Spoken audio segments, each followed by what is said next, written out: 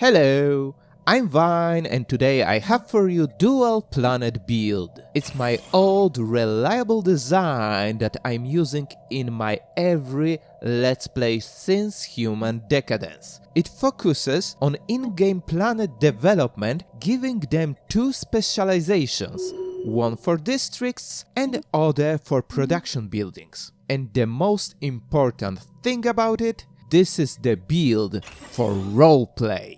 Which means that it's flexible enough to give you not only mechanical benefits, but also support the flavor of your empire. Let me explain how to make it.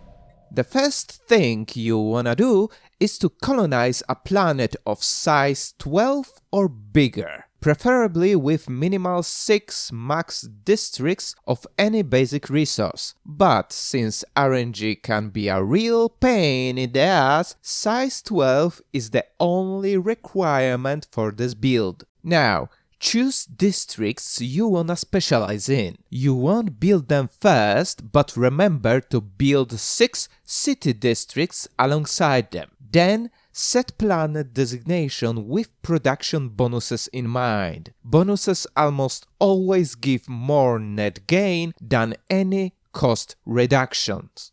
Time to discuss building slots. The first one that you get right after colonization is reserved for your roleplay building. You don't have to think about mechanical benefits here. Just drop this one special building you got from your civics or ethics. And if for some reason you don't care about or just don't have roleplay building, drop here something practical of your choosing. The list you see on the right is only a suggestion. You can build here whatever you want. Next is production zone. Here you must choose one production building type and build 4 of them. Personally, I almost always build here research labs or Unity buildings, but other production buildings are fair game too. If you have built 6 city districts mentioned earlier, you should also have 3 slots for civic zone. Here you drop buildings that manage planet population. Standard choice are holo theaters and precinct houses. But if, for example, you need slave processing facility on the planet, this would be a good place to build it. Next building slots will be probably unlocked during game.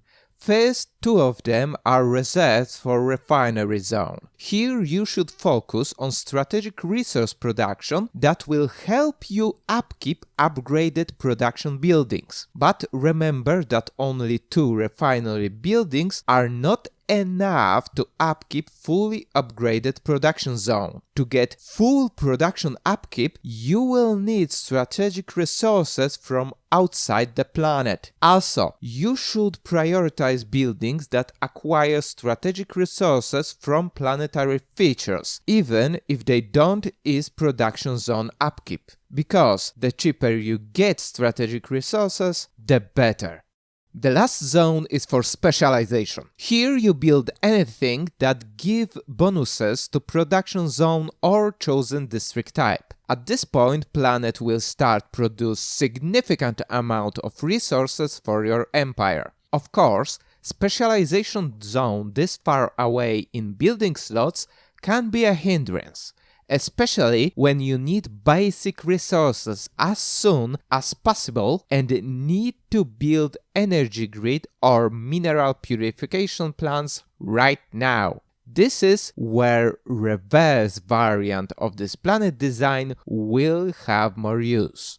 This mining and refinery world is perfect example. Here you start with roleplay building and immediately follow with specialization zone. This way, minerals flow like water from the start. Next is civil zone to also get some more amenities earlier, and only after that we build up production and refinery zones, which are one and the same on the given example.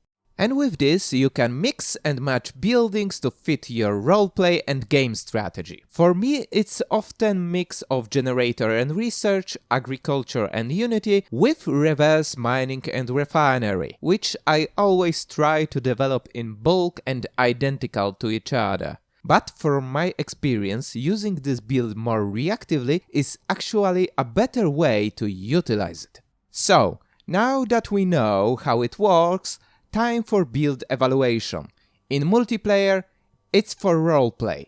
And that means if you are in competitive match, sticking to this planet design and not playing more adaptively will get your empire destroyed. On the other hand, if you are in a roleplay match, it's great, because it lets you focus on roleplay instead of economy management. In single player, it's for roleplay. It's also much better here because AI is not that good with thinking ahead and can't plan planet's development. Also, you can use this build to easily manage any number of planets. So, full galaxy conquest is an option with this build. As for roleplay, it's for roleplay, so it's great for it.